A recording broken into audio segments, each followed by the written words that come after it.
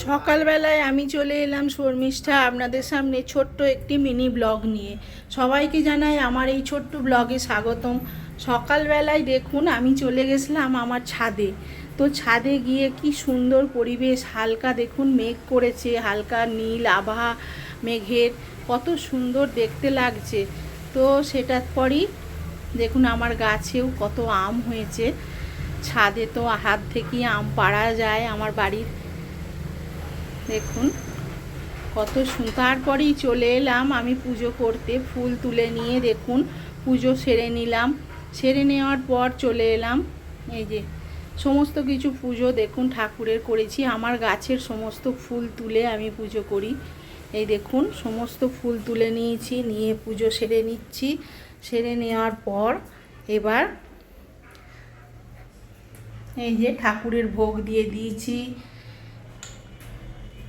সব কিছু। দেখুন আমার ছোট্ট মা লক্ষ্মীকে দেখালাম। তারপরেই চলে এলাম আমি রান্নাঘরে। আজকে কি রান্না করব সেইগুলি নিয়ে। এই যে দেখুন করেছি, পটল কেটেছি, আম কেটেছি, তারপরে চা নিয়ে নিয়েছি, এদিকে ভাত বসিয়েছি, ডাল সেদ্ধ বসিয়ে দিয়েছি।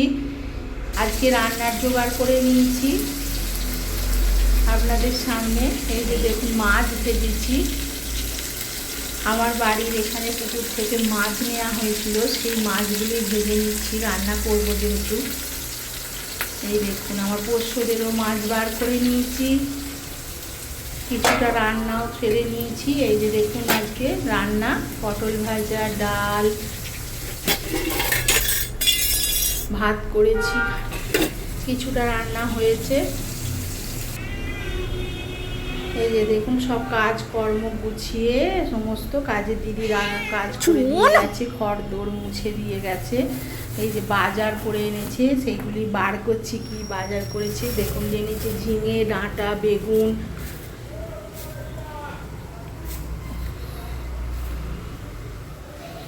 যে পাতি লেবু, সব শসা, অল্প করেই বাজার করতে বলেছি, এক গাদা বাজার বড্ড বেশি হয়ে যায়। আর দেখুন আমার বাড়ির সামনে একটি পুকুর আছে, সেখান থেকে দেখুন কত মাছ ধরেছিল।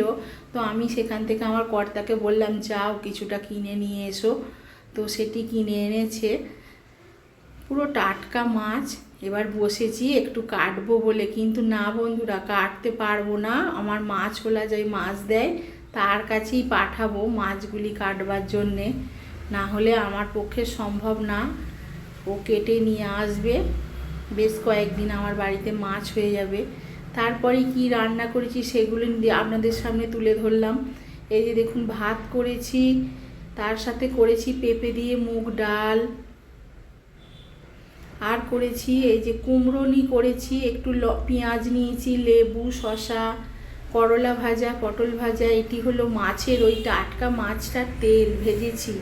আমের চাটনি করেছি, এঁচোড়ের ডালনা করেছি, আর করেছি এই যে কাতলা পোস্ত, যে মাছটি কিনেছিলাম সেইগুলো দিয়েই করেছি কাতলা পোস্ত। খেতে কিন্তু খাওয়ার পর খুব ভালো লেগেছে বন্ধুরা। আর একটু টক দই নিয়েছি। এই হলো আমার দুপুরের আয়োজন। সব কিছু সকলের কি খাওয়া দাওয়া হয়ে গেল? আমার বাড়িতে প্রায় কিছু জনের হয়েছে, কিছু জনের হয়নি। তারপরেই চলে এলাম রাত্রিবেলায় কি করেছি।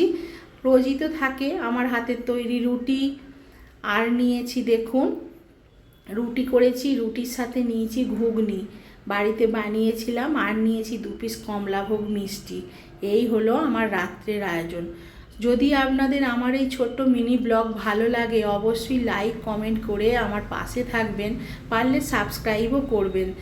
সবাইকে জানাই শুভরাত্রি, সবাই ভালো থাকবেন। আমার ছোট্ট মিনি ব্লগে সবাইকে ভালোবাসা জানিয়ে আমার এই ব্লগ শেষ করছি। সবাই ভালো থাকবেন।